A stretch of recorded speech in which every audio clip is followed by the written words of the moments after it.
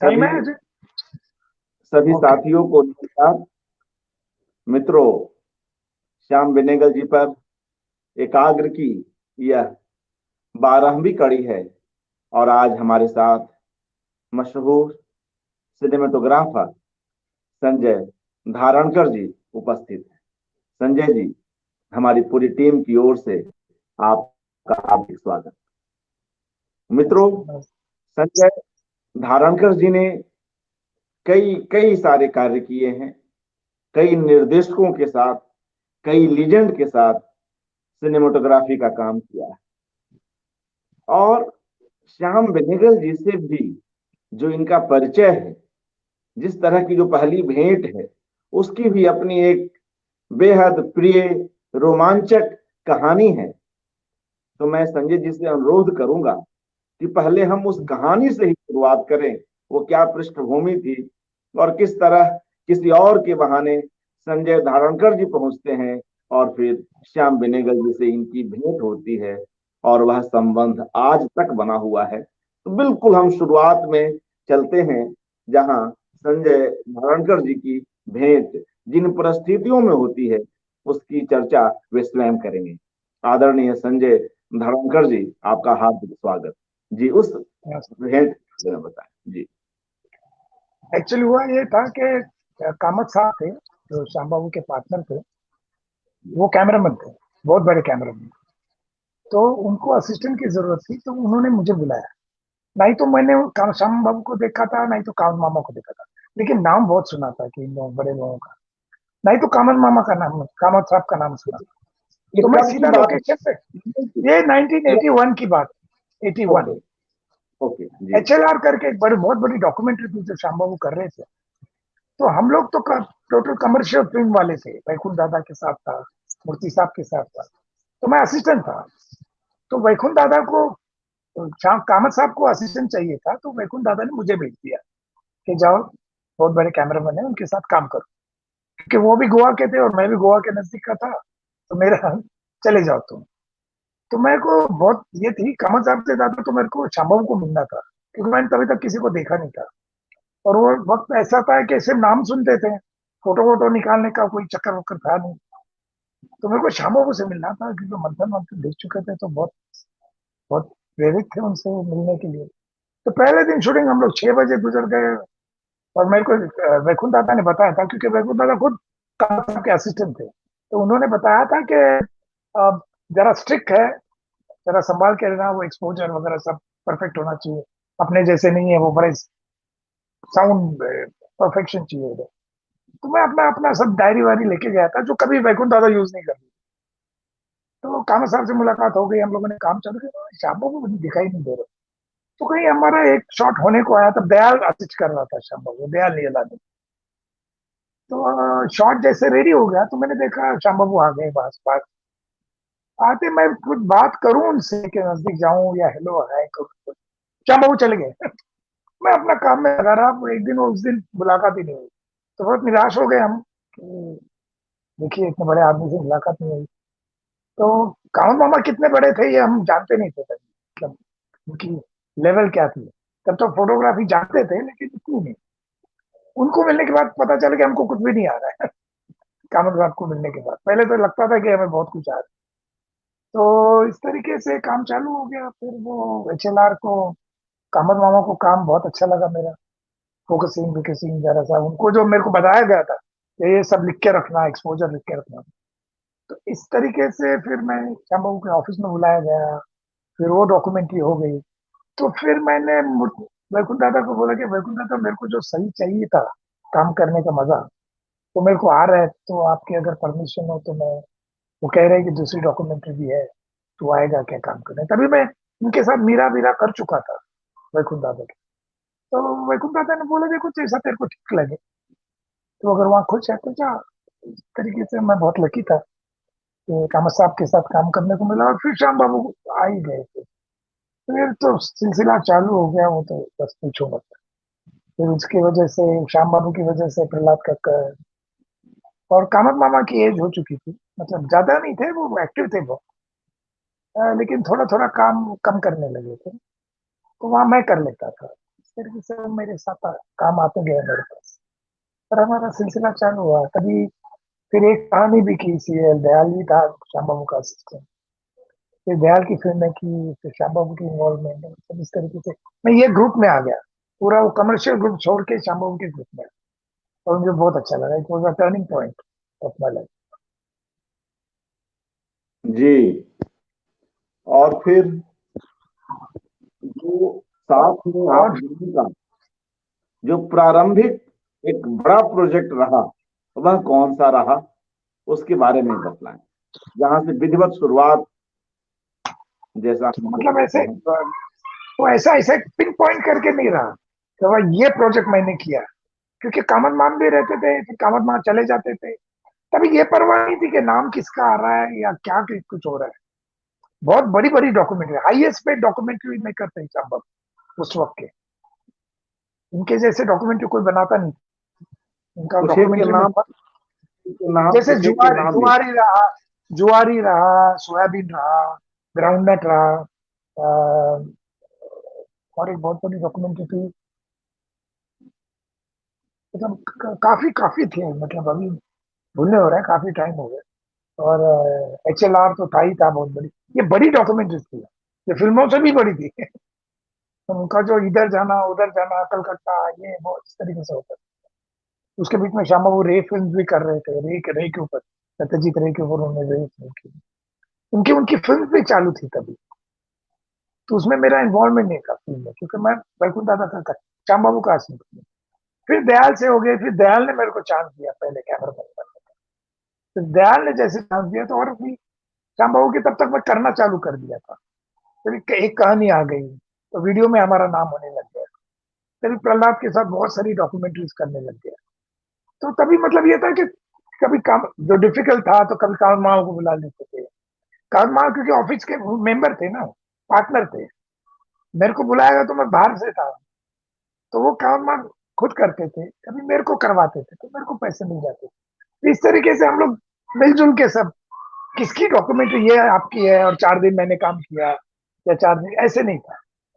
और वैसे मेरा पहले से भी ये आदत है कि मैंने कभी भी, मेरी पहली पिक्चर कैद या कुछ थी मूर्ति साहब के साथ, तो मैंने कभी नहीं देखा। सब असिस्टेंट देखते थे, तो मैं इंस्टीट्यूट से नहीं आया हूँ। मैं ऐसे ही झाड़ू पोता करके सीखा हूँ। तो मजे की बात यह है कि हमने कभी ये देखा नहीं कि हमारा नाम कब आ रहा है या कितना आ रहा है। इसकी परवाह सीखने का था बस। अभी भी सीख ही रहे हैं, बस यही है। और श्याम बाबू ने ऊपर से, श्याम बाबू से मिल गए तो मेरे को जैसा जो मेरे दिमाग में था, ऐसे नहीं कि वैकुंठ दादा और ये लोग कुछ खराब काम कर रहे थे या कमर्शियल ये खराब है, ऐसा नहीं। लेकिन जो मेरी चाहत थी नेचुरल लाइफ, एडवर्टाइजमेंट, तो वो सब मिल गया मेरे को। जो मैं मिस कर रहा था वहां पे, सिंसियरिटी, टाइम पे आना। हमने प्रेम बंधन वगैरह भी, राजेश खन्ना, अमिताभ बच्चन, बड़े बड़े आर्टिस्ट। तो वहाँ इतना फजूल का वेस्ट होता था, यहाँ देखते थे एक मिनट इधर उधर नहीं जाता। श्याम बाबू परफेक्ट टाइम पे, वहां तो डायरेक्टर ही टाइम पे नहीं आते थे उधर। तो बहुत तकलीफ होती थी। तो यहाँ मैंने जो चाहता था वो सब मुझे मिल गया। कोई जी। मतलब टाइम पे आना, परफेक्ट काम करना, दूसरे के काम में बात नहीं करने का, अपने काम से काम रखो, अपना काम सही करो, बस यही है। अभी भी वही चल रहा है, वही सिखाया हुआ है। और कामन मामा से इतना सीखने को मिला। श्याम बाबू ने कामन मामा से काफी सीखा है। श्याम बाबू काफी इंटरेस्ट है, वो तो उनके बगैर कोई फिल्म भी नहीं करते। तो फिर जैसे अंकुर आई, फिर उन्होंने उनको टेक्निकल एडवाइजर करके नाम दिया, ऐसा कोई था नहीं। तो वो हर शूटिंग में वो रहा करते। तभी गोविंद ने टेक ओवर किया था, जैसे मैं आया वैसा गोविंद आया। तो गोविंद श्याम बाबू के साथ कैमरामैन बन गया, मैं पीछे रह गया, डॉक्यूमेंट्रीज वगैरह करते थे, इस तरीके से। जी। आपने एक कहानी की बात की, तो उससे जुड़े हाँ, अनुभव एक कहानी उससे जिसमें, श्याम बाबू का कुछ लेना देना। उसमें श्याम नहीं है। बाबू के ऊपर, श्याम बाबू को उससे कोई मतलब। श्याम बाबू भी कथा सागर के वक्त उन्होंने की है, उस वक्त प्रोड्यूसर अलग थे। तो 1 या 2 मैंने की उनकी सीरीज कथा सागर। वो मेरे ख्याल से दूसरे कंपनी के लिए प्रोडक्शन के लिए काम कर रहे थे। तो हमारी ये एक कहानी चल रही थी, वो मंजू सिंह की थी। वहाँ दयाल मन नियलानी, राजदत्त, हाँ, वो उससे श्याम बाबू से कोई मतलब नहीं था। वो तो टोटली डिफरेंट है।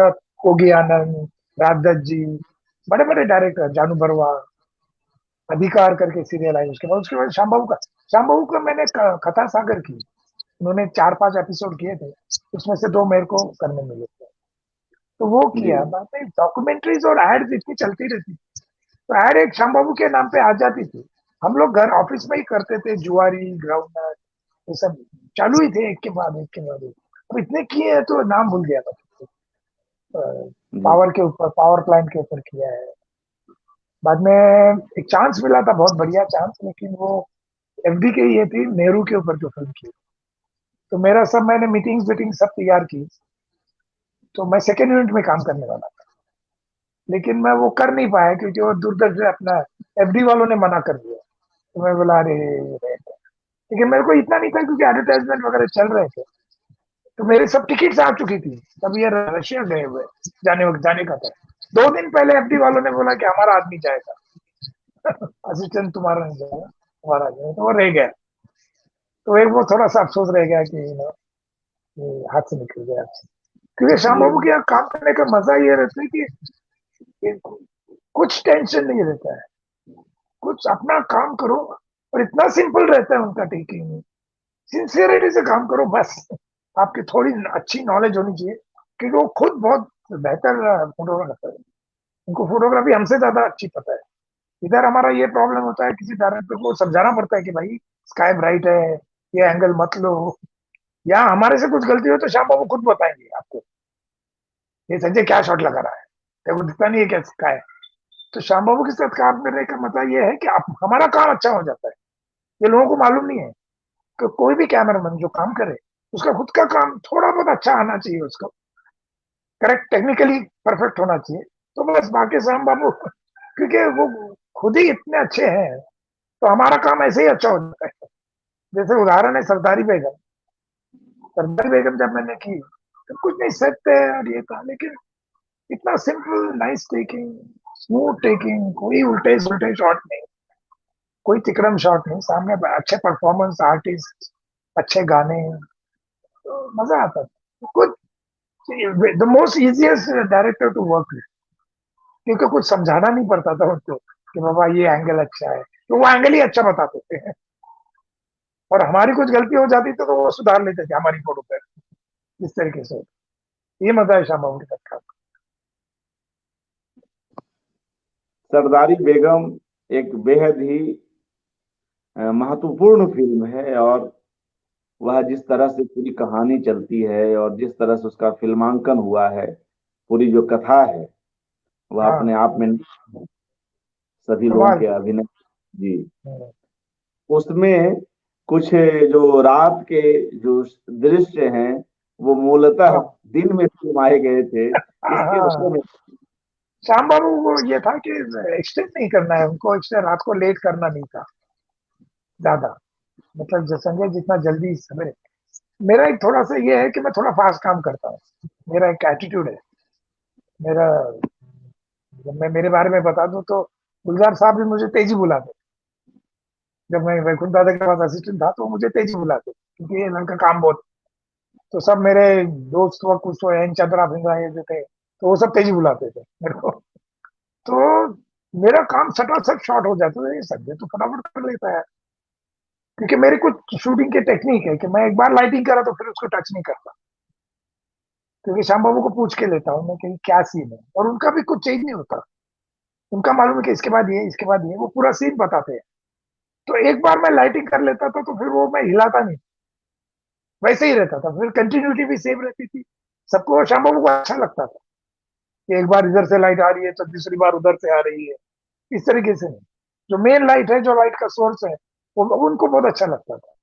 वो भी उनकी फिल्में और गोविंद जी से वगैरह देख देख के हमने सीखा है कि उनको क्या अच्छा लगता है, तो मेरा डायरेक्टर खुश है तो मैं खुश हूँ। सिंपल सी चीज है। We are the media between, story बताने हाँ में हमारा एक काम रहता है, वो हमारे नहीं, वो डायरेक्टर की स्टोरी रहती है, वो बताते रहता है, हम उसको थोड़ा सा हम आगे बढ़ाते हैं, जो स्टोरी सिल्वर लाइट में लाते हैं, लेकिन वो स्टोरी नरेशन उसका रहता है, डायरेक्टर का। तो हमारा काम ये रहता है कि हम उसको आगे बढ़ाए स्टोरी को, बल्कि अपनी तरह से कुछ उल्टा सुल्टा करने को नहीं जाने का, क्योंकि उन्होंने स्टोरी के ऊपर काम किया। तो मेरा ये था कि हमेशा वो जो ठीक समझे उसको आगे बढ़ाते जाओ। कहाँ जी जरा सा 19-20 के जरा के बारिश आ रही है, जरा रुकना पड़ेगा, ये करना छोटी, वो तो बताना भी नहीं पड़ा। सभी चंदा थे, उन्होंने इतना, समीर ने इतना अच्छा काम किया था, सेट इतना ब्यूटीफुल लगाया था समीर। अभी आजकल वो नहीं रहा अपने बीच में समीर चंदा जी, लेकिन वो दोस्त थे हम लोग बहुत खास, तो बहुत अच्छा सेट लगाया। तो हम सब नए नए थे तभी, समीर, मैं, जाम्बाबू के साथ, तो बुरा है ये था कर। तो नाइट जल्दी कर यार संजय, जल्दी कर, नाइट सीन कैसे करूं, क्योंकि आउटडोर था, ऐसा नहीं कि स्टूडियो के अंदर था। तो आउटडोर होने से ये था कि हवा चलती थी, तो फिर वो ऊपर से कवर करना पड़ता था पूरा, कहीं से भी सनलाइट अंदर आना पाए, क्योंकि कैंडल लाइट के ऊपर शूट कर रहे थे हम लोग, कैंडल लाइट की लाइटिंग। तो काफी मुश्किल पड़ा, लेकिन लाइट वालों के सहारे से, लाइट वालों के बगैर कैमरामैन कुछ नहीं, मेरा ये कहना है। जो भी कैमरामैन कहे वो कहने दे, लेकिन लाइट वालों अगर आपको साथ दे तो आपका काम और अच्छा हो जाए। तो मैं लाइट वालों का बहुत शुक्रगुजार हूँ। ये मेरे को उनके नाक से खून आता था, वो जब ऊपर चढ़ के, क्योंकि सब कवर था ना, तो हीट काफी आ जाती। तो वो बहुत अच्छा हो गया। वो पूरा फिल्म की हमको टाइमिंग दी गई थी, दिन दिए गए थे, वो 32 डेज थे। लेकिन काम ऐसा कुछ होते गया फास्ट, आर्टिस्ट भी अच्छे थे, और गाने सटासट होते गए। और थोड़ी सी तकलीफ ये थी कि श्याम बाबू की वो पहली सिनेमा थी और मेरी सेकंड थी, तो मैं तो कंफर्टेबल था। श्याम बाबू थोड़ा सा फ्रेमिंग में थोड़ा सा उनको दिक्कत आ रही थी, वो कंफर्टेबल नहीं, लेकिन वो इंटेलिजेंट मैन, से खड़ा करके उन्होंने पकड़ लिया कि क्या करना है क्या नहीं। और वो हम लोगों ने फिल्म 32 डेज के बजाय 24 दिन में कंप्लीट की, विद इन 28 डेज में, 28 शिफ्ट में, 24 डेज 28 शिफ्ट कंप्लीट। जी। और वो सब वो सब जो गाने सीन आप सरदारी बेगम में देखते हैं, नाइट सीन पूरे दिन में किए हुए हैं, ऊपर से कवर करके। तो वो ये होता था कि कहीं से सनलाइट लीक अगर हो गया तो बड़ी मुश्किल हो जाती। तो समीर चंदा ने काफी हेल्प की मेरी। तो वो काले कपड़े लगाना, पकड़ना, उसके असिस्टेंट, तो सब बंद करना पड़ता था ना, सपोर्ट नहीं, कहीं कहीं से भी सनलाइट नहीं आना चाहिए। और स्टूडियो के अंदर तो प्रॉब्लम नहीं होता है, स्टूडियो के अंदर तो आप लाइटिंग कर सकते हैं मन में, जैसी चाहिए वैसी लाइटिंग। वहां थोड़ी सी दिक्कत हुई, लेकिन अच्छा निकला। और श्याम बाबू जानते थे कि स्टफ, लेकिन मैं संजय को जरा खींच रहा हूँ, ठीक है, कोई बात नहीं, अल्टीमेट रिजल्ट काउंट। जी उनको मालूम था वो खींच रहे हैं थोड़े, तो नाइट में ही करने चाहिए, लेकिन जल्दी जल्दी पैकअप करके चलते यार, जल्दी चल। हम लोग वो सवेरे मेरे को पिकअप करते थे डेली सांता क्रूज से, मेरे घर के यहाँ से, तो डेली छोड़ते थे हर दिन, चंबू के गाड़ी में जाता था और आता। ये रहे, ये इस तो तरीके से रिलेशन थे। हाँ, रास्ते में जब आप लोग एक गाड़ी में बैठे हुए हैं और आना जाना कर रहे हैं, तो किस तरह की बातचीत करती थी सिनेमेटोग्राफर और डायरेक्टर के बीच?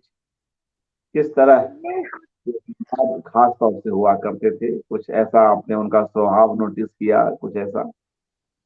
वेरी जॉली, सेट पे गए तो काम की बात, और वो मतलब इतना ही, वो चेकिंग कर रहे हैं, क्योंकि हम लोग क्या करते थे, उनका एक तरीका है कि वो फिल्म के वक्त ही एडिटिंग चालू कर देते हैं। अंतरनाग के वक्त भी मुझे कहा गया था, लेकिन वो किस तरह से मूर्ति साहब ने किया, तो वहां वो जहाँ शूटिंग करने जाते हैं वहां एडिटिंग, आधा एडिटिंग उधर ही हो जाता है, 70%। तो आज हम लोग ने शूटिंग किया, तो हम लोग 2 दिन का, आज का शूटिंग 2 दिन के बाद एडलैब में देखते थे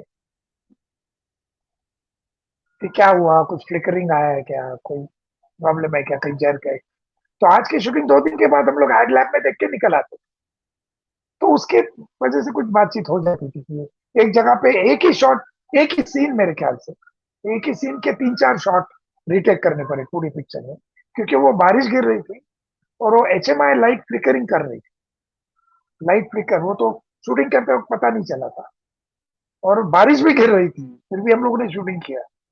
तो जरा सा बारिश का और ये सभी, एक्चुअल बारिश गिर रही थी और ओपन सेट था ना पूरा। तो वो 3-4 शॉट करने पड़े, वरना कुछ ऐसे ही इधर उधर की बातें, बस जोक्स। खाने खाना उनको बहुत पसंद है, तो खाने पीने की बातें, ये तो हम लोग एक साथ खाने पे बैठते थे। अब श्याम बाबू के साथ हम लोग इतने घुल मिल गए थे, उनकी सब स्टोरीज हमको पता थी। तो नए नए जो आर्टिस्ट आते थे ना, वो श्याम बाबू के यहाँ चिपक जाते थे। तो हम लोग बोला हमको मालूम है श्याम बाबू की। हम लोग कभी कितने साल हो गए काम करके, मतलब 15 साल तो हो गए थे काम से। तो हम लोग मतलब इतने घुल मिल गए थे, तो मतलब एक दूसरे को इतने जानते थे कि सवेरे गए तो मीटिंग, कल का शूटिंग का अगले दिन मीटिंग होती है कि कल क्या करना है, बैकअप के पहले कल यहाँ शॉट लेना है पहले। तो एवरीबडी इज प्रिपेयर्ड। मैं प्रिपेयर हूँ, मेरा आर्ट डायरेक्टर प्रिपेयर है, साउंड रिकॉर्डिस्ट प्रिपेयर, कहाँ रखने का है, क्या करना। तो it is no, I am telling you, it's very easy to work with Shyam. Shyam बाबू के वहां पे बाहर कहीं शूटिंग करने को जाओ तो बड़ी मुश्किल होती, क्योंकि वो डायरेक्टर को समझाना पड़ता था। फिर ये लगता था ये कैसा बेवकूफ डायरेक्टर है, समझता ही नहीं है इसको। यहाँ तो कुछ बताना ही नहीं पड़ता है शाम बाबू को, यहाँ तो एबीसीडी से बताना पड़ता है। तो वो सीखने भी मिला बहुत, बाहर बहुत इंपॉर्टेंस भी मिलने लग गया, बाहर जहाँ कम काम कर रहे थे। तो शाम मैंने कल का कैमरा मैन है इस तरीके से थोड़ा संबंध बढ़ जाता है। तो इससे बस सब अच्छा ही अच्छा, नथिंग रॉन्ग। आप एक कैमरामैन हैं और सिनेमेटोग्राफर हैं, ऐसे में इस काम का अपना एक महत्व है। मगर चूंकि आप स्वयं इस काम से अरसे से जुड़े हुए हैं, डॉक्यूमेंट्री में भी, फिल्मों में भी, तो आप इसके महत्व को किस रूप में देखते हैं? और डायरेक्टर के साथ एक सिनेमेटोग्राफर का किस तरह का संबंध जो है फाइनल प्रोडक्ट के लिए उपयोगी है? आप किस रूप में देखते हैं अपने ही रोल को? आपने वही करना है जो सोचना है कि डायरेक्टर के दिमाग में क्या है। अभी आपके दिमाग में देखो, किताब आप पढ़ते हो और मैं वही सेम किताब मैं पढ़ रहा हूँ, मेरे विजुअल्स अलग रहेंगे, आपके विजुअल्स अलग, किताब पढ़ते वक्त। वैसे ही श्याम बाबू के लिए कोशिश ये होनी चाहिए कि उनको क्या चाहिए, किसी भी डायरेक्टर को, not even Shyam Babu, when you are working के डायरेक्टर के मन में क्या है, उसके ऊपर अपना थोड़ा सा फोटोग्राफी का इंपॉर्टेंस डाल के, अगर वो सीन को अच्छा कर सके, कि गाने के सीन है तो कैसे उसको कैसे स्मूथ कर सके या क्या कर सके, अच्छी लाइटिंग है। किस डायरेक्टर को शैडो आता है तो कोई प्रॉब्लम हो, श्याम बाबू को जैसे नेचुरल लाइटिंग बहुत पसंद है, दूसरे डायरेक्टर को उधर शैडो आ गया तो बोला यार शैडो नहीं चाहिए, सॉफ्ट अच्छा लाइटिंग चाहिए, सब कुछ। तो फिर करना पड़ता है कभी। मैं हालांकि ऐसे डायरेक्टरों से बहुत कम काम करता हूँ तो मेरे हिसाब से नहीं चाहिए। लेकिन श्याम बाबू क्या क्या है कि उनको मेरी पसंद उनकी पसंद एक है, तो ज्यादा करके किसी भी कैमरामैन को जो डायरेक्टर ने कहा है वो करना चाहिए। He is a captain of the ship. आप सलाह दे सकते हो, आप बोल सकते हो कि ये ऐसा करेंगे, लेकिन अल्टीमेटली किसी भी टेक्नीशियन को ऑन द सेट डायरेक्टर ने जो कहा वही करना चाहिए, क्योंकि ही नोज बेटर। आप एक बार बोल सकते हो, अगर मैं, मैंने ये रखा हुआ है किसी भी डायरेक्टर के साथ, मैं एक बार बताता हूँ, 2 बार बताता हूँ, तीसरी बार वही करता हूँ जो उसे चाहिए। फिर वो देख के बोलता है नहीं संजय जी आपने बताया वो करेक्ट था, शायद ऐसा कर ले। बताना मेरा फर्ज है, फोर्स नहीं करना है, काम के लिए जितना अच्छा हो सके वो उतना करना है। श्याम बाबू का वैसे भी अच्छा रहता है, तो थोड़ा सा अपना और डाल दिया तो बस बात, थोड़ा सा अच्छी फोटोग्राफी क्या चाहिए उतना ही चाहिए, और हर एक ने वही करना चाहिए। जो डायरेक्टर है वो मेन है, जैसे कैप्टन, अपनी अपना ये दिखाना नहीं चाहिए। मतलब कहीं अगर सैड सीन है तो सैड लाइटिंग की है तो सैड ही करना चाहिए, और फोटोग्राफी के ऊपर ध्यान नहीं जाना चाहिए, कि वो जो सीन है उसका महत्व निकलना नहीं चाहिए कभी, कि मैं सनसेट पे कॉन्सेंट्रेट करूं और ये नहीं। अगर मैं सिलवेट पे शूट करूं क्योंकि मेरी फोटोग्राफी बहुत अच्छी दिखती है, वो नहीं, अगर उसके आंसू दिखने चाहिए तो दिखने चाहिए। तो मेरा कहने का मतलब है कि मेरी फोटोग्राफी स्टोरी पे इम्पोज नहीं होनी चाहिए, फोटोग्राफी के ऊपर ध्यान नहीं चाहिए, फोटोग्राफी स्टोरी के साथ चलनी चाहिए, वही साउंड के साथ चलता है, वही सब टेक्नीशियनों का चाहिए, कि वो स्टोरी से हटके नहीं होनी चाहिए लाइटिंग, या जैसा मैं किसी मतलब बोलना नहीं चाहिए, लेकिन जैसा रोजा वगैरह आप फिल्म देखते हो, बहुत जी खूबसूरत फिल्म है, बहुत अच्छी लगी, बहुत अच्छे प्रोडक्ट। लेकिन वहाँ फोटोग्राफी ऊपर ध्यान जाता है, हर एक शॉट ब्यूटीफुल है। अब रोजा पिक्चर आपने देखी होगी, हर एक हाँ शॉट, एक एक शॉट मास्टरपीस है। तो उससे यस क्या होता है कि कभी कभी आपका शॉट के ऊपर ध्यान जाता है और स्टोरी लाइन आप भूल जाते हैं। ये मेरा मानना है। मतलब कैमरामैन इतना अच्छा है वो, कि हर एक शॉट भी खूबसूरत। तो वो मतलब अभी वो डायरेक्टर खुद भी देखता है, मणिरत्नम बहुत बड़ा डायरेक्टर है। तो मेरा क्या, मेरे हिसाब से तो ये है कि वो डिस्ट्रैक्ट नहीं होना चाहिए। Photography should be a distraction, we should go with story, story के साथ चलनी चाहिए फोटोग्राफी। यही कैमरामैन का काम है कि जहां जी दिखाना है वहां दिखाओ, जहां नहीं दिखाना है जहां नहीं दिखाना है बस। बिल्कुल। जैसे आपने बहुत अच्छा उदाहरण है, जैसे आपने गाइड फिल्म देखी हुई पुरानी, फली मिस्त्री साहब थे, जी जहाँ पे एक झोपड़ी के अंदर लाइटिंग है, वो झोपड़ी के अंदर गाने के डांस सीक्वेंसेस है, वो डांस सीक्वेंस बहुत विजय आनंद जी। तो इस तरीके से मतलब जो ग्लैमरस है उसको ग्लैमर दिखाओ, जहाँ लड़की खूबसूरत दिखना है वहां खूबसूरत दिखाओ, जो घर की खराब हालत है तो खराब हालत। तो लाइटिंग भी इस तरीके से करो कि वो, अब झोपड़े के अंदर भी मैं चकाचक करने लगूं। एक बहुत किसी को बुरा ना लगे तो मैं बता दूं, एक हम अमरावती की कहानियां करने गए, हाँ तो जी उनके प्रोड्यूसर ही कैमरामैन थे मेरे ख्याल से, अ, अमरावती की कहानी के लिए। तो वो अ, कुछ पायलट करने गए थे, मैं नाम भूल गया। कैमरामैन थे, बड़े सीनियर कैमरामैन थे। तो वो प्रोड्यूसर भी थे, तो वो खुद फोटोग्राफी कर रहे थे। पायलट करने गए, तो श्याम बाबू कुछ दरवाजे पे शॉट था, तो उन्होंने घर के अंदर, दिन का शॉट था, कि दरवाजे के अंदर एक औरत खड़ी है और कुछ ऐसा कुछ मेरे को बताया गया है ये बात में, श्याम बाबू ने ही बताया। और श्याम बाबू को मैं किसी और ने बताया, मैंने श्याम बाबू से क्लियर किया कि प्रोड्यूसर बड़ा कैमरामैन है, आप मेरे को ले रहे हैं। तो श्याम बाबू ने दरवाजे पे डे में वो लड़की औरत खड़ी है, आप समझते होंगे मैं क्या कह रहा हूँ शायद। तो घर के अंदर से उन्होंने लाइट दी।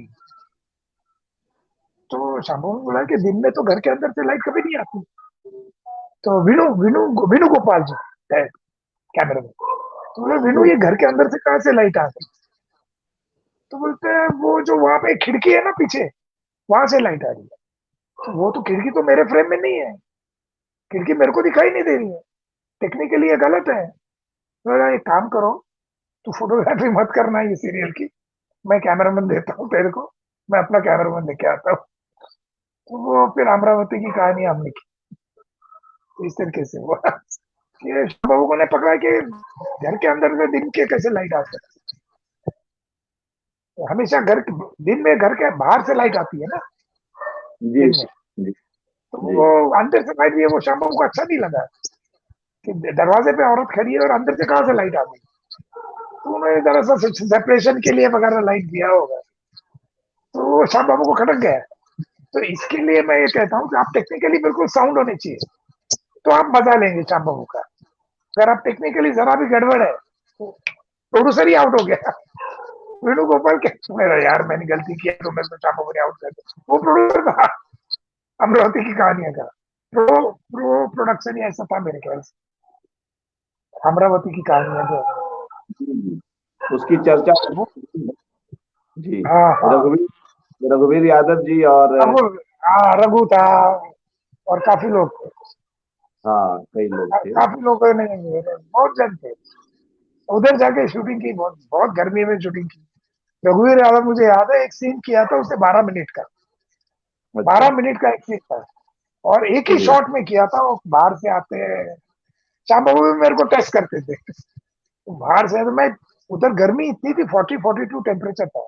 वो लोखंड के ऊपर मैं बैठा था, क्रेन के ऊपर, और 3 टेक किए थे, 2 टेक ओके थे, एक आधा टेक था। तो क्रेन अंदर जाती है, तो घड़ी की ये थी, कोई एपिसोड था घड़ी के ऊपर, आपने देखा देखी है होगी। वो जी घड़ी वाला जो सीन है, वो घर के अंदर आता है। 12, और रघु इतना खूबसूरत एक्टर है वो, 12 मिनट का हाँ सीन उसने किया पूरा का पूरा। वाह तो इस तरीके से मजा आ गया, तो मजा आ गया, तकलीफ भी हुई। लेकिन मजा आता था काम श्याम बाबू के साथ काम करो, चैलेंज मिलता था, ये करो इस तरीके से, तो जो अच्छा कभी लगता था। जी कभी किसी विषय पर कोई बहस छिड़ी हो, आपने कोई ऐसा नहीं, पॉइंट उठाया हो या आप सहमत ना हुए हो? क्योंकि आप नहीं, दोनों साउंड हैं, टेक्निकली मजबूत हैं, तो कभी ऐसी कोई बात जहां आप भी अड़ गए हो कि नहीं श्याम बाबू ये यहाँ ऐसे नहीं ऐसे होना चाहिए, ऐसी कोई बात? नहीं, ऐसे कभी हुआ नहीं, जी क्योंकि जी वो अगर उनसे गलती भी हो गई तो वो इमीडिएटली करेक्ट कर लेते, और मेरे से गलती हो गई तो मैं 4 बार सोचता था, जामा बाबा क्यों बोल रहा हूँ, कि कहीं मेरी गलती तो नहीं, और कुछ नहीं, गलती हो गई तो सॉरी सर, है बस, I was wrong, sorry। अगर वो उनसे कुछ हो गया, जामा बोलो क्या होना चाहिए, और उनसे कुछ हो गया तो वो भी खुद बोलते हैं, संजय चौके, हाँ बाबा तेरा करेक्ट है, जा चल जा, तो उसमें कोई इश्यू नहीं था, क्योंकि ऐसा किसी को प्रूव नहीं कर रहा था कि मैं गलत हूँ और आप सही है और आप सही हो, ये नहीं था, काम अच्छा करना है, काम सही करेक्ट होना है, बस ये था। मुझे लगता है संजय जी कि श्याम बाबू में ईगो नहीं है, उनका मुख्य फिर फोकस है, काम की गुणवत्ता पर हाँ, है। हाँ, फिर आपको अगर काम आता है फिर आपके मजे ही मजे, जी फिर तो आपकी ऐश हो गई समझो। आपको सही काम आता है ना, तो फिर शाम को अगर आप गड़बड़ हो काम में ना, तो फिर आपको काम नहीं करना चाहिए शाम को, आप टेक्निकली परफेक्ट होना चाहिए, जी you have to be works with the best, क्योंकि वो खुद इतने परफेक्ट है, वो खुद इतने होमवर्क करके आते हैं। मैंने श्याम बाबू को कभी दूसरे डायरेक्टर की तरह फाइल हाथ में ले या काम कभी नहीं देखा, कभी नहीं। उनके पास एक छोटी सी चिट्ठी रहती है, वो खीसे में से निकाल, उन्होंने उनके नोट्स रहते हैं, वो चेक करते हैं, मेन इंपॉर्टेंट नोट, बस।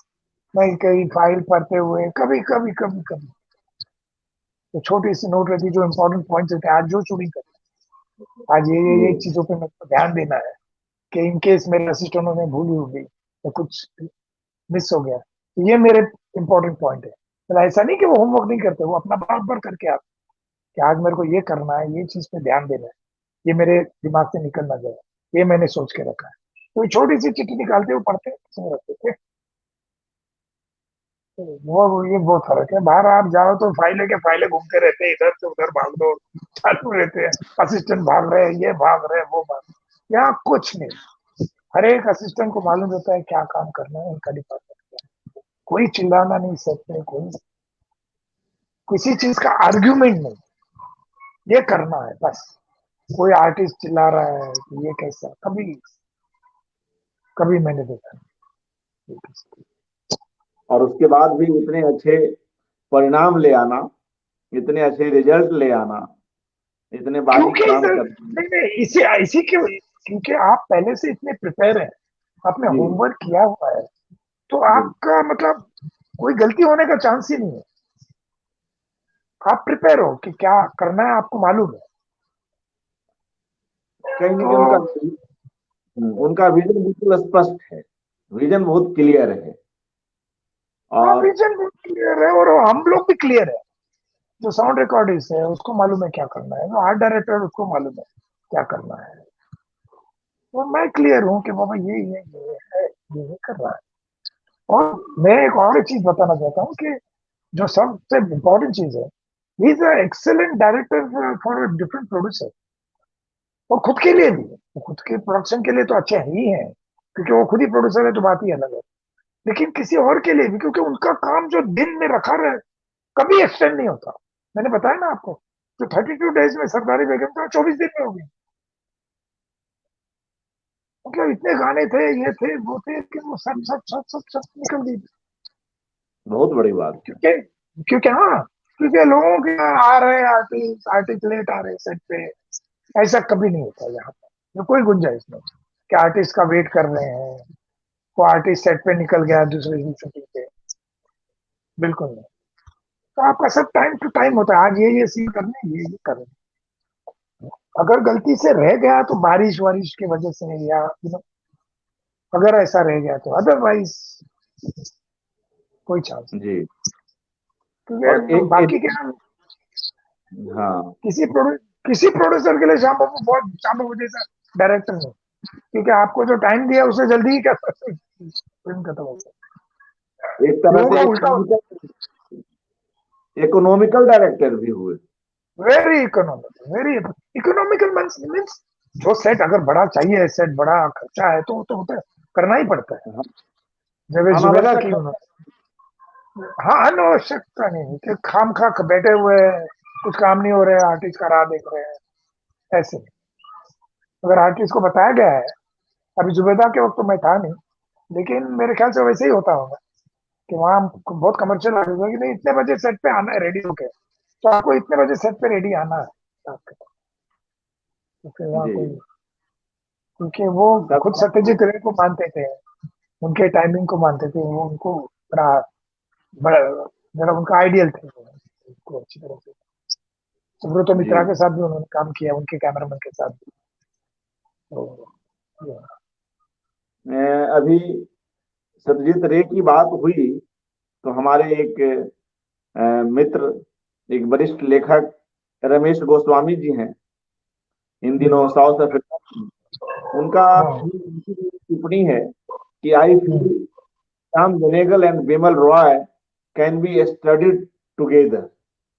तो बिमल या, रॉय और श्याम बेनेगल की ये बात कर रहे हैं कि जब किसी कोई अध्ययन करे तो इन दोनों पर इकट्ठा अध्ययन होना चाहिए। बिमल बिल्कुल बिल्कुल। रॉय। जी। हाँ, एक श्याम सवाल। में हाँ, बोले आप मुझे जी। लगता है कि सत्यजीत रे और बिमल रॉय के बीच में श्याम बाबू है। बिमल हम्म। रॉय थोड़ा सा कमर्शियल टच, जैसे कि ऋषिदास में आप दिखाई देता है, वो बिमल रॉय के असिस्टेंट थे, गुलजार बिमल रॉय के असिस्टेंट थे। तो थोड़ा सा जैसे मधुमती वगैरह जो फिल्म थी, क्लासिकल थी, 2 बीघा जमीन और ये तो क्लासिकल थी, लेकिन थोड़ा सा कमर्शियल टच था। श्याम बाबू का थोड़ा सा तरह सॉफ्टवेयर टाइप, थोड़ा सा जी। टूवर्ड्स, हाँ, टू हाँ। नेचुरल, टूवर्ड्स जरा सा था। जी। तो मैं तो कहता हूँ ना, सत्यजीत रे और विमल रॉय के बीच में श्याम बाबू थे। श्याम बाबू, ओ, मनी अपना असित सेन, मृणाल सेन, सॉरी मृणाल सेन, जी जी। बिल्कुल। मणिकौल, मणिकौल को किस रूप में देखेंगे? एज ए सिनेमाटोग्राफर मणिकौल के सिनेमा को। मैं कुछ नहीं, जी। वो जरा ज्यादा हो जाता है। वो ये है सब मतलब, लेकिन वो मेरे हर एक कैमरामैन का एक अपना अलग रहता है। मैं हाँ। शायद वैसे नहीं करूँ। अभी जैसे गुरुदत्त जी की फिल्म है ब्यूटीफुल, तो श्याम बाबू बहुत बड़े फैन है। तो मैं मेरी कैरियर में गुरु नसीब, मेरा कैरियर मूर्ति साहब के साथ और गुरुदत्त फिल्म से चालू हुई मेरी जिंदगी। तो वहाँ की जो लाइटिंग थी वो, मतलब वो गुरुदत्त जी के दिमाग में इतनी थी कि आप मूर्ति साहब की हम्म। लाइटिंग देखिए, इतनी ब्यूटीफुल लाइटिंग, अब वो जी। लाइटिंग आप कलर में नहीं कर सकते। तो मूर्ति साहब की जो लाइटिंग जो इसमें थी, का ब्लैक एंड व्हाइट में, वो उस टाइप की लाइटिंग आप भारत एक खोज, डिस्कवरी ऑफ इंडिया में देखिए, भारत एक खोज, उसी टाइप की जो श्याम बाबू को चाहिए थी लाइटिंग, तो वो काफी आपको दिखाई देती है भारत एक खोज में, उस टाइप की लाइटिंग, क्योंकि वहां श्याम बाबू थे। लेकिन वो अपनी एक लाइटिंग थी, गुरुदत्त जी का वो था उस टाइप का। तो डायरेक्टर का बहुत ये रहता है इनपुट फोटोग्राफी के ऊपर, कि कैमरामैन को कैसा मोल्ड करे, कैमरामैन से कैसे काम निकाले। तो मूर्ति साहब, आप मुझसे आपको दूसरे डायरेक्टरों के साथ देखिए, तो गुरुदत्त जी की फिल्म देखिए, बहुत फर्क नजर आएगा। तो कैमरामैन का जो काम करने का तरीका है, वो डायरेक्टर के ऊपर काफी निर्भर करता एक दो प्रश्न और ले लेते हैं। हमारे है। साथ ठीक है। अशोक मिश्र जी भी जुड़े हुए हैं। उनका एक कौन? प्रश्न है। अशोक मिश्र जी। हम्म, अशोक मिश्र जी जिनसे जो हम लोगों के बीच सेतु हाँ बने हाँ हाँ, हुए हैं अच्छा अच्छा अच्छा। हमारे। जी जी। तो अशोक मिश्र जी पूछ रहे हैं कि एक्टर्स के साथ आप और श्याम बाबू कैसे कोऑर्डिनेट करते हैं? एक्टर्स के हम साथ आप और श्याम बाबू कैसे कोऑर्डिनेट करते हैं? जी। हम कुछ कोऑर्डिनेट करते हैं, हमारा कुछ आर्टिस्ट ये नहीं। शाम बाबू ने जो कहा वो करना है, और जी दैट्स इट। हमारा आर्टिस्ट को मार्क पे आना है। अगर वो मार्क पे नहीं आया तो मेरे को डांटने की जरूरत नहीं। यूजुअली डायरेक्टर और कैमरामैन डांटता है कि मार्क पे नहीं आया, वो लाइट आपको बराबर नहीं मिल रही, मेरा फ्रेम खराब हो रहा है। तो मेरे को डांटने की जरूरत नहीं, श्याम बाबू के साथ काम करते हो तो श्याम बाबू ही डांट देंगे।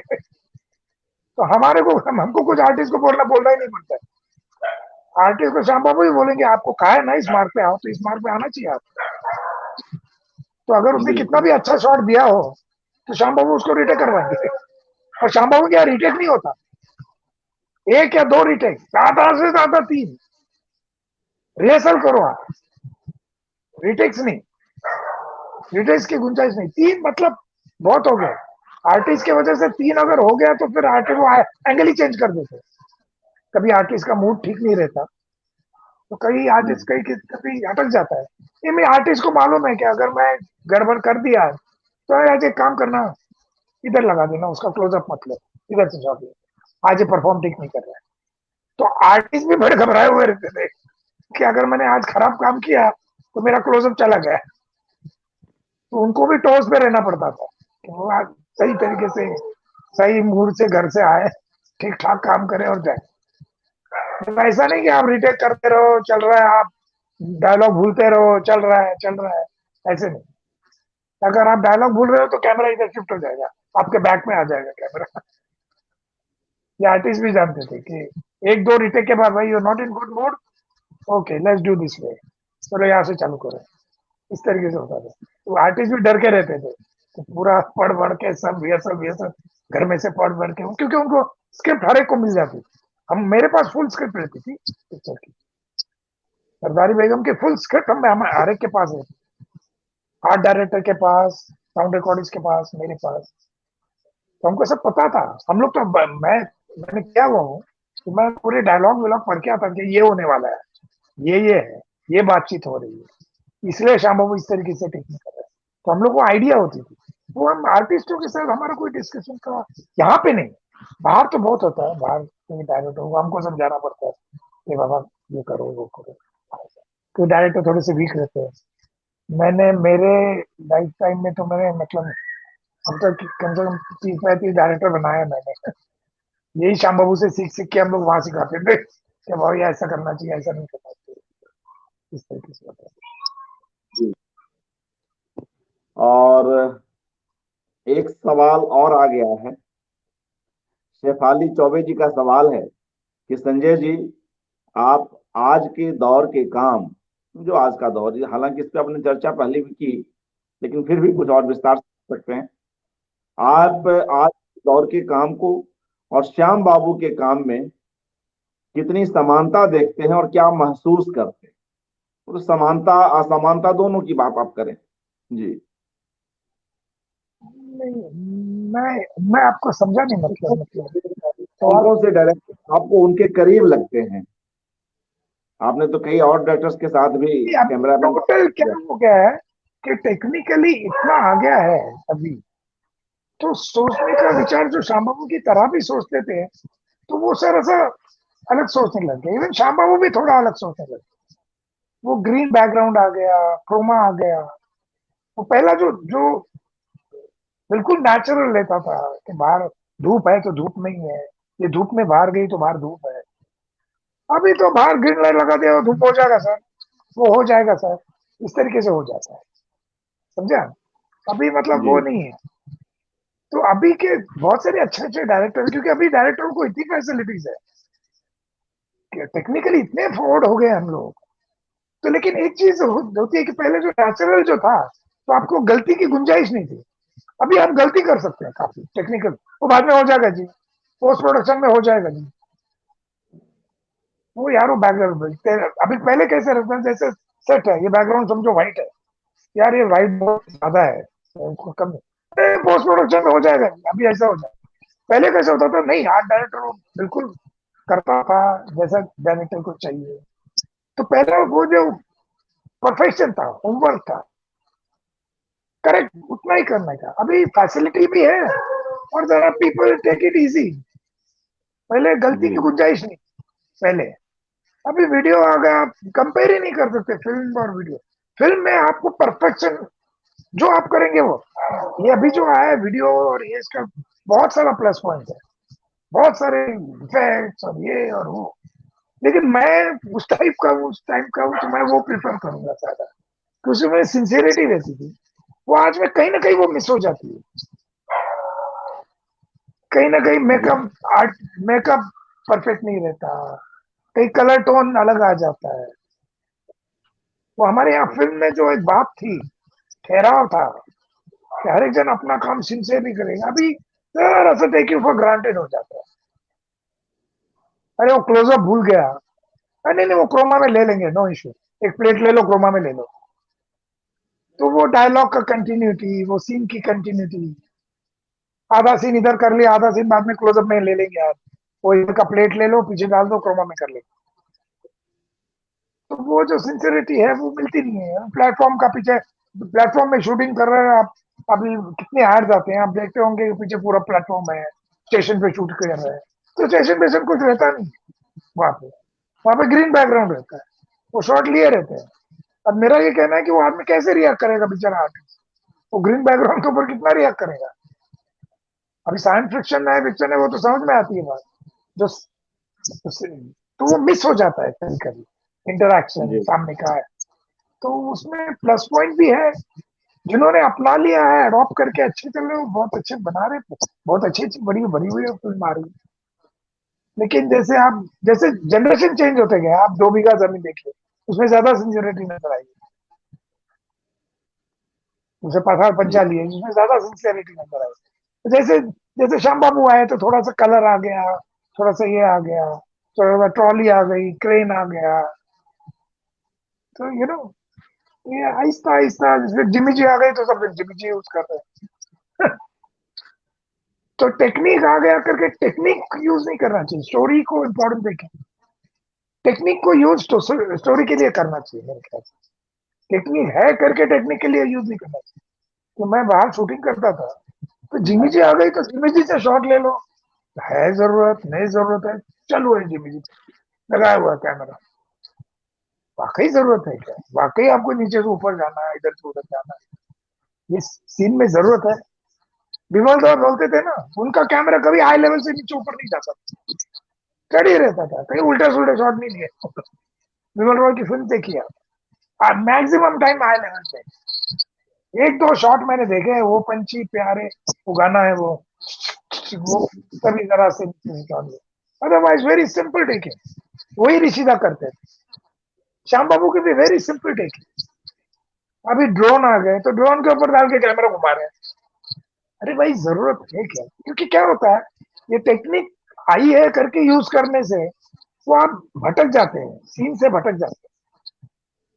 जरूरत जी है क्या इस सीन में जरूरत है क्या जिमी जी लेके, अभी है इधर से जाके उसके शोल्डर के, अभी हैंड हैंडल इतनी इजी हो गए, तो आदमी लोग हाथ में लेके चढ़, ये गलत बात है। अगर सीरियस सीन चालू है और कैमरा यूं यूं हिल रहा है, मैंने बहुत बार देखा है, मतलब क्यों स्टैंड पे नहीं रखते हो कैमरा, तुम्हें क्या खराबी है, कि जो स्टडी जो फ्रेम मिलता है, जैसे आपने कहा आप हिलाना नहीं कैमरा, तो मेरा कैमरा स्टडी है, तो मैं जो हाथ हिला रहा हूँ ये वो सब आप कैप्चर कर रहे हैं। अगर मुझे छींक आ गई उसके साथ में कैमरा भी ऐसा करूँ तो मेरी छींक निकल जाएगी, मेरी जी छींक की मूवमेंट नहीं दिखाई देगी आपको। हाँ अगर ये सही कह कैमरा रहे हैं। अगर ये अगर कैमरा अगर हिलता रहा ऐसा ऐसा, तो आपको आपको पता नहीं चलेगा क्या गलत हो रहा है, लेकिन कुछ तो नॉर्मल ऑडियंस को पता नहीं चलता। हम लोग कहते हैं ना कि राइट लुक देना चाहिए, लेफ्ट लुक देना चाहिए, या नॉर्मल जनता को पता नहीं चलता, लेकिन कुछ तो गड़बड़ है उनको समझ में आती है, क्या गड़बड़ है समझ में नहीं आती, क्या हो रहा है जी वो समझ में नहीं आता। तो इसी तरह से टेक्निक जो नए नए आए हैं वो स्टोरी लाइन के लिए यूज करो। अभी मैक्सिमम टाइम वो, क्योंकि टाइम वेस्ट नहीं होता, फटाफट कर लेते हैं, हाथ में कैमरा लेके भाग रहे हैं हर जगह, भाई चेस है या कुछ है, घर के रूम के अंदर सीन चालू है तो इधर से शोल्डर से इधर आ गए, फिर क्या होता है, वो जो डायरेक्टर ने पंच लाइन लेता है कि वो यहाँ क्लोजअप आना चाहिए, यहाँ आना चाहिए, तो श्याम बाबू का ये था कोई एक शॉट वो एक्स्ट्रा नहीं लेते, आपके जितने क्लोजअप है उतने ही। ऋषिदा भी उठे, ऋषिदा तो डायरेक्टर थे खुद, एडिटर थे पहले, तो उनको मालूम है क्या, एक शॉट एक्स्ट्रा नहीं, श्याम बाबू का भी कई तीसरा टेक बड़ी मुश्किल से, मेरे साथ तो कम से कम ये हुआ है।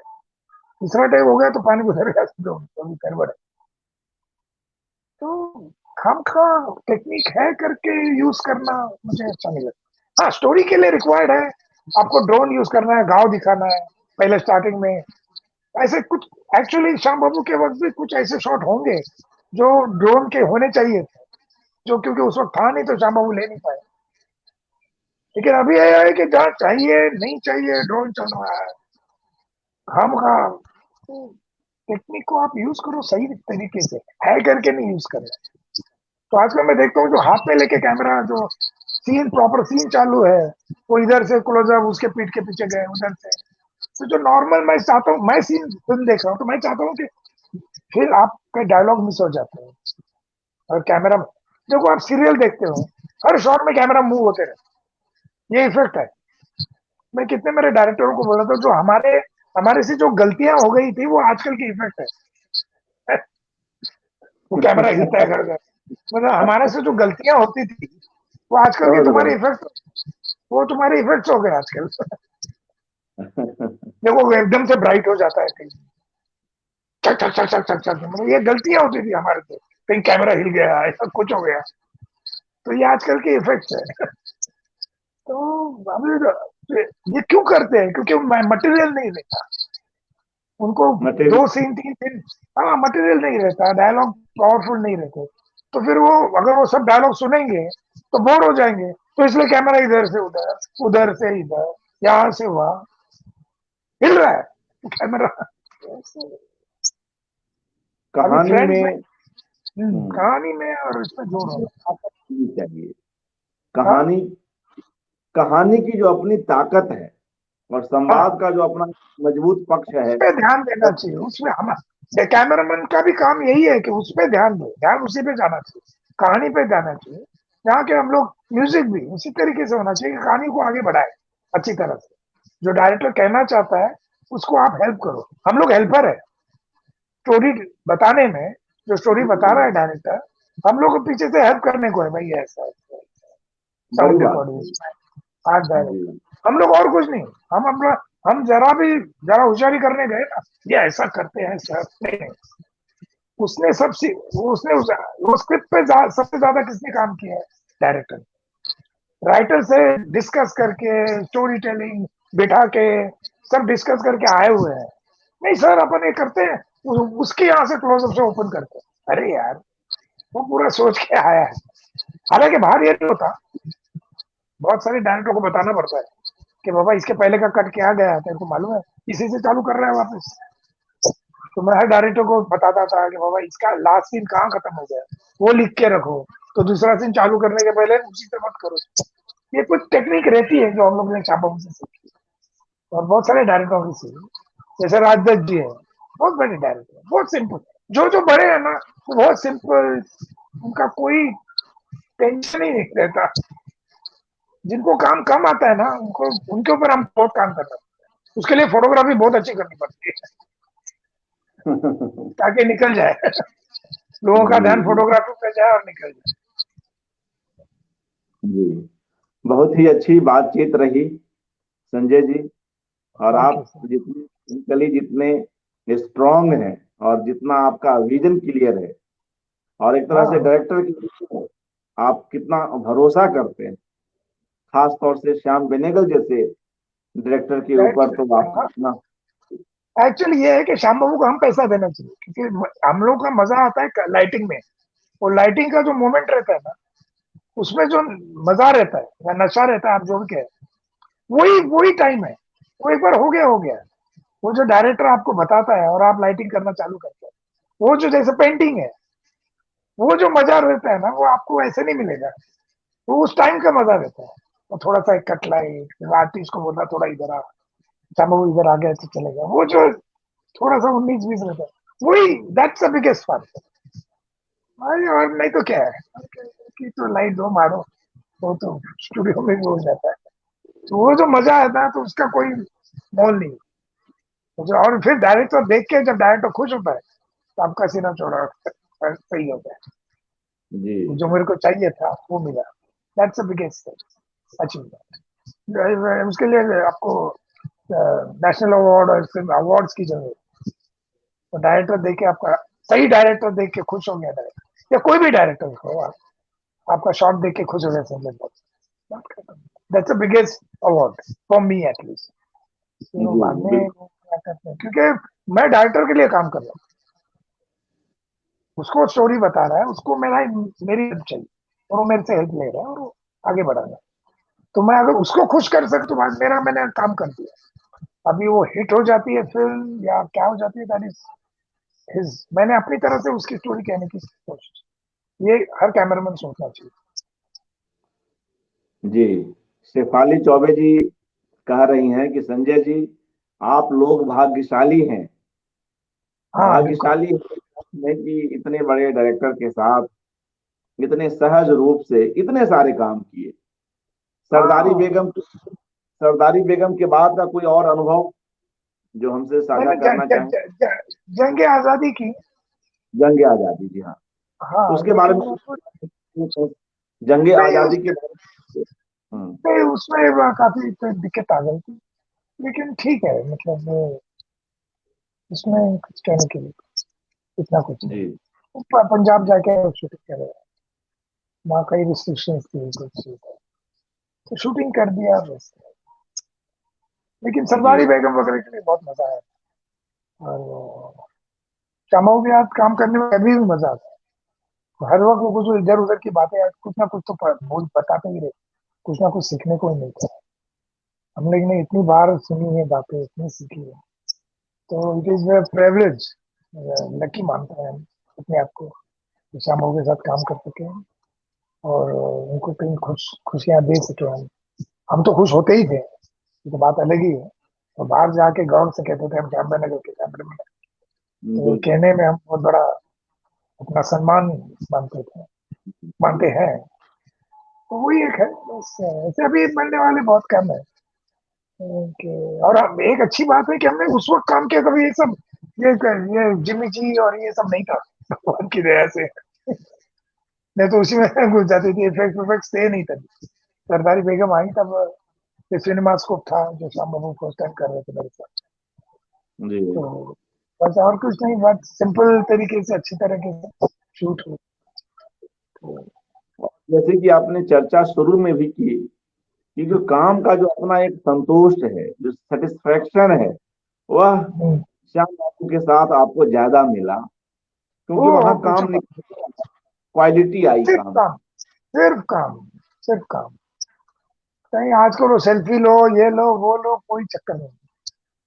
कोई वो मतलब मेरे पास फोटो भी नहीं है श्याम बाबू की। इतनी बार इतने दिन सालों, अभी जंगे आजादी में कुछ फोटोग्राफ्स निकाले जो आए हुए, अदरवाइज मतलब मैंने किसी के साथ भी, मैंने मतलब इतने बड़े बड़े आर्टिस्ट, अमिताभ धर्मेंद्र इनके साथ इतना फिल्म किए हैं, कभी मेरे कोई फोटोग्राफ नहीं, मेरे को आदत भी नहीं। और मैंने तब पहले से ही मेरा नाम दिखाई देने, मेरे असिस्टेंट जो मेरे साथ थे भागते थे थिएटर में देखने को कि अपना नाम आया क्या, सेकंड असिस्टेंट या थर्ड। मैंने कभी नहीं देखा कि नाम क्या आ रहा है नहीं आ रहा है, काम से काम, सिर्फ काम करो बस, अच्छा काम करो। वही जो शूटिंग का जो है ना, लाइटिंग, वो जो नशा है वो उसको ले लो, वो मजा आएगा काम का, अच्छा तरह का मजा। वो उसमें क्या है, हमारे जिसको लाइटिंग मजा आता है उसी को समझ में आता है। जैसे अशोक मेहता, अशोक मेहता मतलब उसके साथ काम करने में हम लोग ने त्रिकाल की, इतना बढ़िया लाइटिंग करता था। वो जो लाइटिंग करते वक्त वो जो मजा आता था उसको, उसको देख कर हम लोगों को मजा आता। हम लोगों ने मेकिंग ऑफ त्रिकाल की थी उस वक्त। तो अशोक लाइटिंग में मतलब वो अच्छी है बुरी है बात की बात है, लेकिन जो काम है उसका इतना इंटेंस लाइटिंग करता था, इतना घुस जाता था, मतलब दिल दिल लगा के लाइटिंग करता, ऐसा होना चाहिए। तो मजा आता था, अशोक काफी अच्छा दोस्त था ये।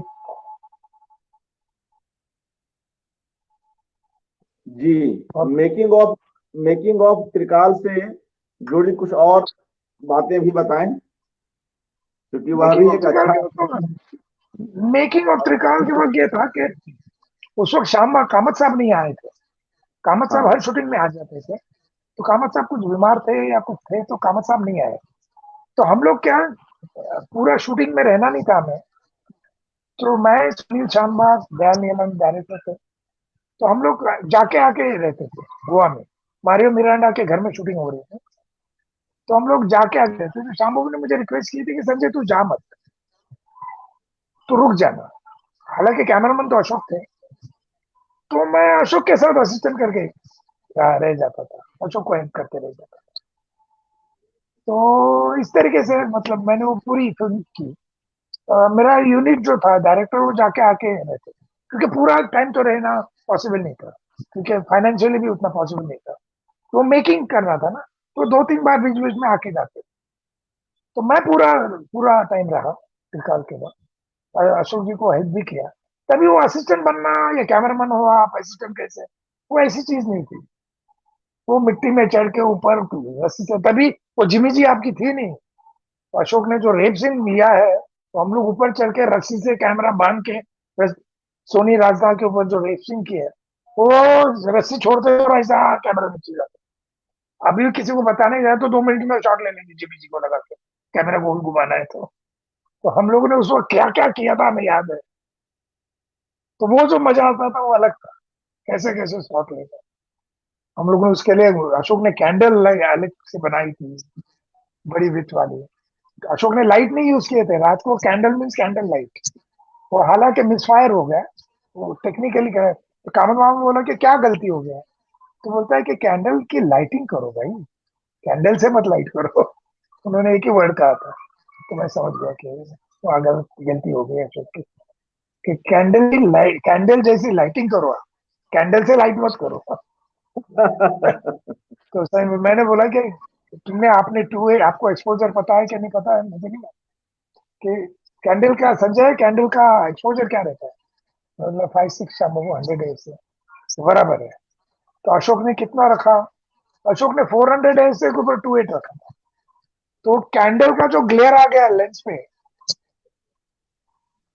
तो जी नाइट सीन पूरा ओवर एक्सपोज हो गया कैंडल। तो वो थोड़ी सी गलती हो गई, लेकिन बुरा नहीं लगता है, क्योंकि अशोक ने जी जा के काम किया था, कुछ अलग करने की कोशिश, कुछ अच्छा करने की कोशिश। उसको जी उसको लाइटिंग करके देख के अपने को लगता था कि अरे लाइटिंग करे तो ऐसा, इतना अच्छा था लाइटिंग। हर एक हाँ कैमरामैन का कुछ ना कुछ मैं सीखते गया। जैसे वैकुंठ दादा का फ्रेमिंग, कमाल की फ्रेमिंग करते थे, कमाल की फ्रेमिंग। मूर्ति साहब के यहाँ फिल्टर, उनके फिल्टर के बॉक्स थे। वैकुंठ दादा कभी फिल्टर ही यूज नहीं करते, कोई फिल्टर नहीं। इतनी बड़ी बड़ी फिल्म दी है उन्होंने, सीता गीता, अंदाज, नाम ले लो आप, राजेश खन्ना की राज, अपने राज खन्ना, सब इतनी बढ़िया बढ़िया बढ़िया बढ़िया, सब गुलजार को उन्होंने बनाया, वैकुंठ दादा ने, सच माने थे। मेरे अपने, वो तो राइटर था, वो तो मतलब इतना कुछ था नहीं। मेरे अपने सब वैकुंठ दादा की टेकिंग। तो वो जो फ्रेमिंग करते थे वो कमाल की फ्रेमिंग है। अशोक मेहता की लाइटिंग बहुत ब्यूटीफुल है। मूर्ति साहब की जी कुछ टाइप की लाइटिंग, सबसे थोड़ा थोड़ा अपने को जो चाहिए वो लेके सब, जो जिसको चाहिए वो दे देगा। हमारे साथ रवि झांकल जी भी जुड़े हुए हैं। रवि झांकल जी से ही अच्छा, इस फिल्म की शुरुआत हुई है। रवि झांकल जी आपसे कह रहे हैं हाँ, कि यात्रा के शूट के अनुभव भी शेयर कीजिए। यात्रा। यात्रा ट्रेन में जो पूरा धारावाहिक बना, उसके कई एपिसोड जो ट्रेन के भीतर ही, एक साथ दो दो ट्रेन चल रही थी जी। हाँ बाप रे, यात्रा जैसा अब वापिस होना ही नहीं। आप कितने भी करोड़पति बन जाए या कुछ भी हो जाए, जो ट्रिप हम लोग ने की, जो 7-8 आठ 4-5 7-8 आर्टिस्ट थे, और हम लोग के यूनिट जो थी, वो 50 दिन ट्रेन में थे हम लोग। हाँ एक 8-10 साबुन घूम गए होंगे, साबुन स्नान करने के, कि हम लोग बाथरूम में स्नान करते थे, एक बार गिर गया तो साबुन गया। इस तरीके से रहता था। 50 सनराइज, मैंने 50 सनसेट और 50 सनराइजेस शूट किए हैं। वाह सनसेट और सनराइज, मैं इतनी हिंदी आपसे बहुत पहले, बहुत सोच सोच के बोल रहा हूँ हिंदी। जी जी नहीं नहीं वो तो मैं तो वो मजा अलग ही था। ट्रेन पे भाभी ट्रेन देखता हूँ तो मैं खुद डर जाता हूँ कि हम लोग पहले तो बांध के रखते थे अपने आप को ट्रेन से। मैं सब आउटडोर के शूट में करता था यात्रा के। तो हम मैं और मेरा कैमरा पूरा बांध के रहते थे। बाद में इतनी आदत हो गई थी, हम लोग दौड़ने चालू हो गए। बांधना बिनना तो दूर रहा, ऐसे पकड़ के खड़े थे। सिर्फ कैमरा ट्राइपॉड, कैमरा थोड़ा सा बांध लिया बस। तो उसका अलग ही मजा है, मतलब आपको लाइफ में ऐसा कभी मजा नहीं मिलेगा। यहाँ से बॉम्बे से कन्याकुमारी, कन्याकुमारी से जम्मू, जम्मू से वापस आगरा, आगरा से जैसलमेर, जैसलमेर से गुवाहाटी, गुवाहाटी से तिनसुकिया और अंदर कहाँ पे। Beautiful, beautiful. हमारे मेरी असिस्टेंट थी वहां पे कभी, एलिस डगलस करके, वो भी बहुत, उसने भी बहुत मेहनत की। तो बहुत मजा आया हम लोग, तो it was a picnic all over India. Picnic थी हमारे लिए, जी। मजा करिए। जहांगीर, जहांगीर थे इंडोर, सब मेन जहांगीर थे। उन्होंने मेन अंदर का काम शुरू उन्होंने किया। बाहर के जो आउटडोर के शॉट्स थे वो मैं करता था। तो मेन कैमरा मैन जहांगीर थे, मैं सेकंड। जी। तो हम लेकिन बहुत लोग, मजा आया। जी, हम लोग मित्रों इस संवाद के अंतिम पड़ाव पर हैं और कई टेक्निकल बातें संजय धारणकर जी से हम लोगों ने सुनी। और बतौर कैमरामैन, बतौर सिनेमेटोग्राफर, जितनी तरह की बारीकियों पर चर्चा की संजय जी ने, और जिस तरह से अपने काम में संतोष को देखा श्याम बेनेगल के साथ, वह एक अद्भुत अनुभव है। और उसको उस उन पलों को जीकर ही इसे समझा जा सकता है। मैं उसको जिस तरह से, बयान नहीं कर, वो बयान कर हाँ, नहीं सकते। वो अभी सिर्फ जी, यादें रह जाती, क्योंकि शॉट बताते थे श्याम बाबू, और उसको लाइटिंग करने में जो मजा आता था वो आप बयान नहीं कर सकते। वो किसी को पैसे से तोला नहीं जा सकता। वो उसका मजा ही अलग होता था। और जब श्याम बाबू खुश होते तो उसका हाँ, मजा ही कुछ है। और वो कुछ बस ये, कुछ मतलब बताते नहीं थे कभी, जताते नहीं थे। वो समझ जाने का, गुड इतना बोल देते बस। कम बोलकर ज्यादा काम करवा लेने की जो एक विशेषता है, वह हम श्याम बेनेगल के यहाँ देख सकते हैं। वहाँ सभी ज्यादा संजय, काम करते, हम्म, सभी और ज्यादा काम संजय, और परफेक्ट काम। आपको हाँ, रेडी होके ही जाना। और संजय जी तो कमर्शियल सिनेमा से आए हुए लोग हैं, जो इधर इसकी उल्टी धारा में आए हैं। लोग ऑफ बीट से कमर्शियल में जाते हैं, आप कमर्शियल से ऑफ बीट में आए। बाद में और भी कई जगहों पर आपने काम किया, लेकिन जो एक संतुष्टि, या जितना जो लेसन, काम के जो लेसन हो सकते थे सीखने के, वे निश्चय ही श्याम बाबू के साथ आपके हुए। और अच्छा लगा कि इस और बहाने हम वही लोग काम मैंने आगे बढ़ाया। श्याम बाबू ने जो सिखाया, उसी उसी टाइप के लाइटिंग को, उसी टाइप के टेकिंग को मेरे जहाँ हाथ के नीचे जो असिस्टेंट्स गए हैं या मेरे डायरेक्टरों को, वो समझाते गए। खाम खा ये मत करो, खाम खा। तो वो श्याम बाबू ने सीखा, वो काफी आगे तक चला गया। काफी लोगों को फायदा हुआ उससे, काफी डायरेक्टरों को फायदा हुआ। समय बचा, समय अनुशासन रहा बचा, सेट। अनुशासन रहा। सेट पे कोई सिगरेट नहीं पीना है, या ये सेट पे कोई गाली नहीं देना है। टाइम पे आना है, टाइम पे जाना है। ये तो खैर ये तो नॉर्मल बात है। लेकिन टेकिंग वाइज ऑल्सो, वो यार ये श्याम बेनेगल का कैमरामैन है यार, उसे जरा संभाल के इस तरीके से रहना मेरे साथ। मतलब ऐसा मेरे को भी खाम खा कोई भी शॉट लेने नहीं बोलती। तो ये ठीक है ना संजय जी, बराबर हो रहा है। चलो, इस जी, तरीके। तो अच्छा लगा संजय जी, आपने आज समय निकाला। और हमारे मित्रगण यहाँ पर जुड़े हुए हैं, कईयों की प्रतिक्रियाएं आई।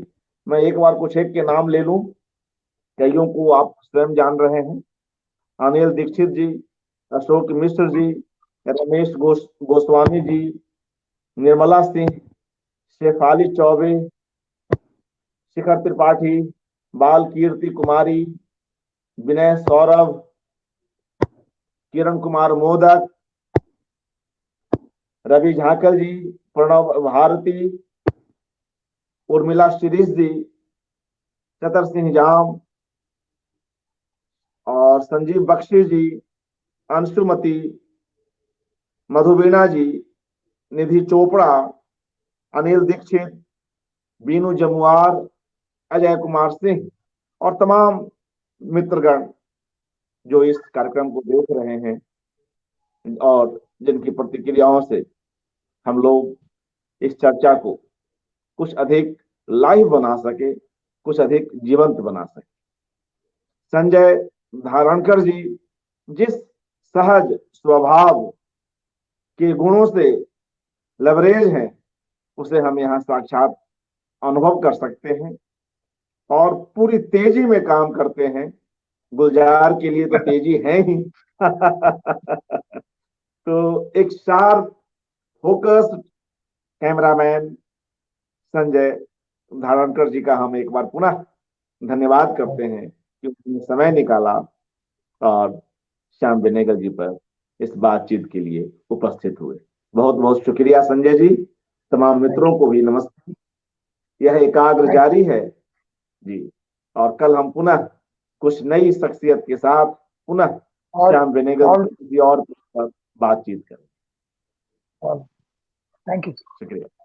Thank you.